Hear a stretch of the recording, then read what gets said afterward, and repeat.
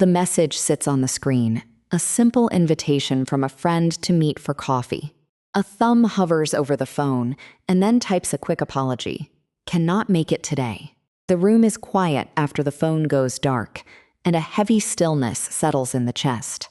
Canceling felt necessary, the only bearable choice when every interaction seems to cost energy. But an hour later, the room feels smaller, and the silence has turned into something hollow. A question forms that has no simple answer. Why can avoiding people make a low mood sink deeper? At first glance, the decision looks like a form of rest, a way to protect a mind that already feels raw. When someone feels sad or empty, the world outside often seems too loud and too demanding. Pulling away can look like self-care, a chance to recover without having to put on a mask.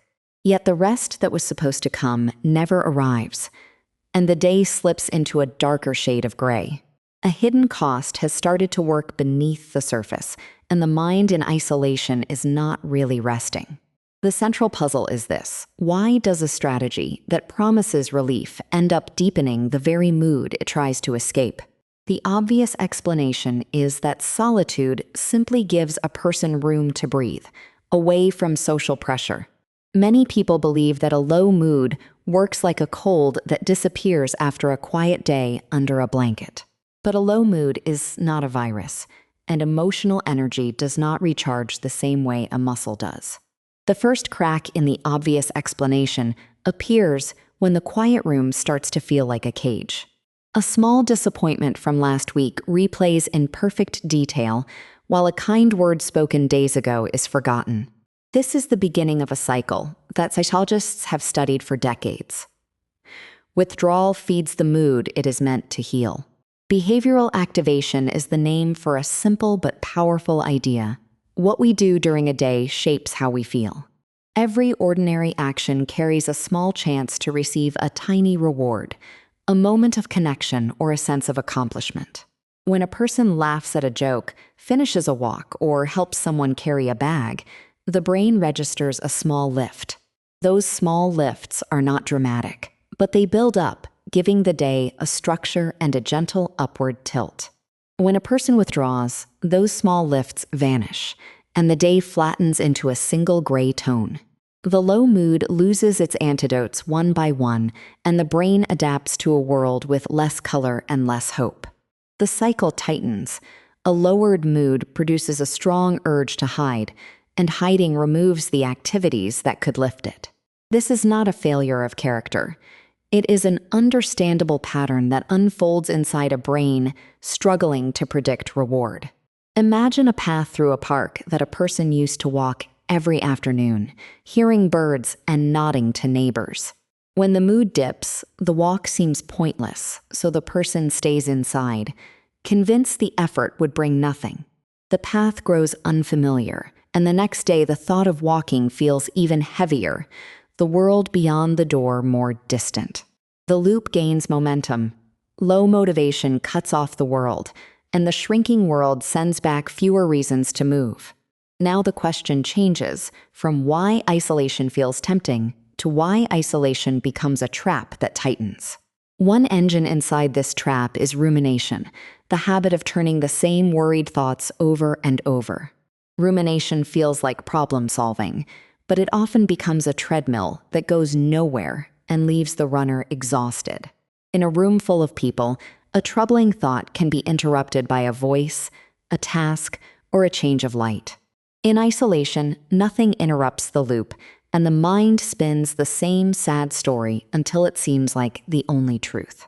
The brain in a low mood tends to pay extra attention to sad faces, critical words, and signals of rejection. When a person stays alone, the only data the brain receives is the internal story, which is often a story of loss and fault. Without correction from the outside world, the internal story hardens, and a single mistake can feel like a permanent stain. The withdrawal that began as a protection becomes a laboratory that manufactures more evidence for despair. The difference between solitude and isolation matters here, and confusing the two can hide the real problem. Solitude is a choice that feels spacious. A person picks it to think, create, or simply breathe in peace. Isolation driven by low mood feels like a necessity, a hiding place that shrinks the self and dampens curiosity. The body in chosen solitude often stays relaxed, but the body in avoidance can tense, as if waiting for a threat. You can feel the difference. One opens a door inside, while the other quietly bolts it shut. Humans are social creatures not in a sentimental sense, but in the way that nervous systems regulate each other. A calm voice, a steady gaze, even the presence of someone reading quietly on the other side of the room can settle a racing heart. When those signals disappear for days, the brain's alarm system turns up its sensitivity, scanning for danger it cannot name. Small stresses. A bill in the mail, a creaking floorboard, land harder in isolation because no one else is there to share the moment. The body's stress response was designed to be calmed by another person's presence, and without that, the alarm stays on. This is one reason why the initial relief of cancellation soon becomes a deeper exhaustion, not a replenishment. The nervous system is not resting. It is running a low-level storm drill with no one to sound the all clear. Research on behavioral activation has shown that when people start doing small activities even without motivation, mood can shift. The key is not to wait until the feeling returns, but to act first and allow the feeling to follow, a little bit at a time. A short conversation, a walk to the end of the block, or a task completed with visible result can send a tiny signal. The world still contains small rewards. This approach does not demand grand gestures. It works with actions so small they barely require hope. The evidence suggests that action can reawaken the brain's reward system, which low mood has turned down like a dimmer switch. But here is a genuine complication. The very act of starting is harder when the brain predicts no pleasure.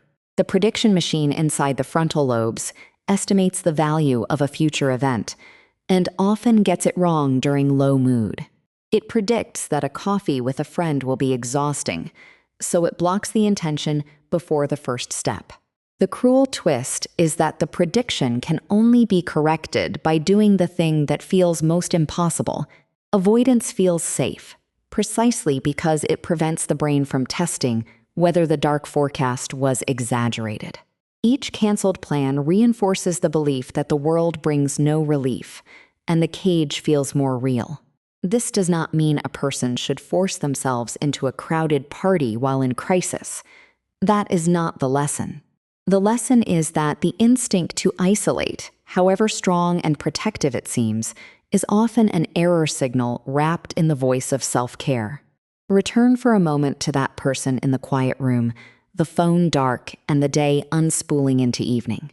Every hour of stillness deepened the groove of the low mood, making the next step outward feel like climbing a glass wall. The missed coffee was not just a drink. It was a lost chance for a smile, a new thought, a brief unfocus from the inner noise.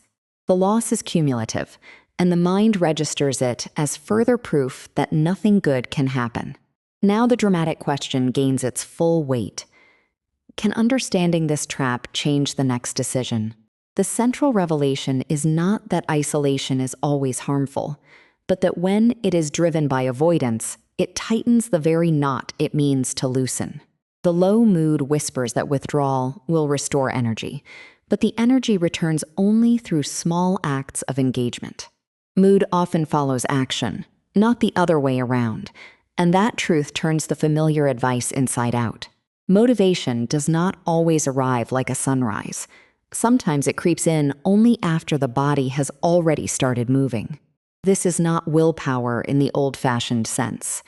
It is a recognition that the brain's predictions can be outsmarted by a single, tiny experiment. The climax sits here.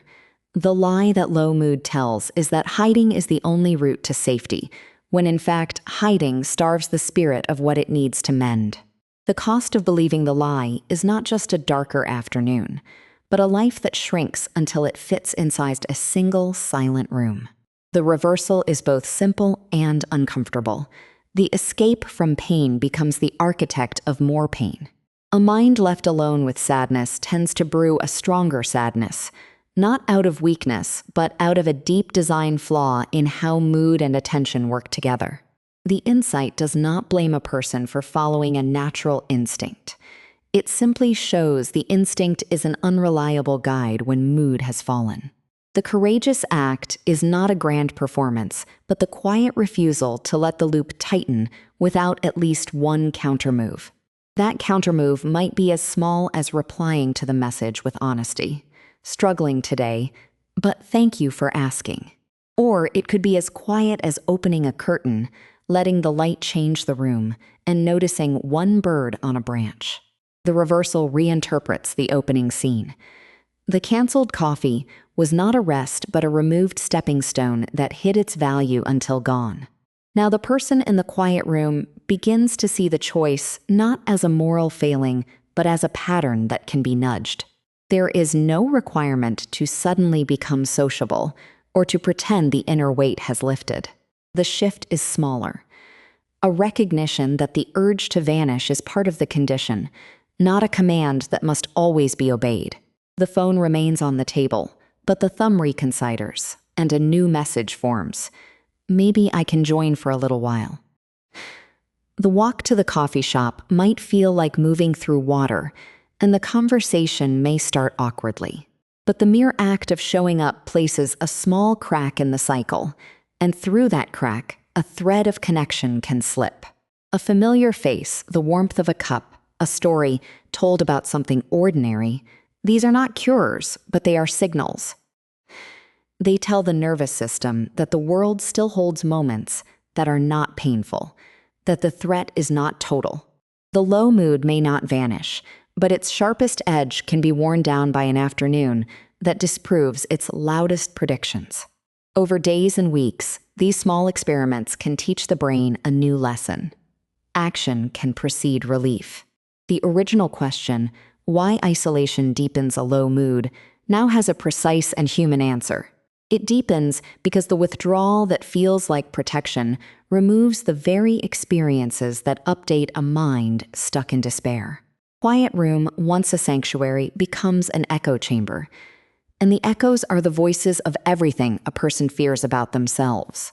But a single step outside, a single honest word to another person, can break the spell long enough for a different thought to enter. The room is still there when the person returns, but it feels less like a sentence and more like a space that can be left again tomorrow. The mind in isolation is not a broken machine. It is a responsive instrument that needs connection to stay in tune, one small encounter at a time.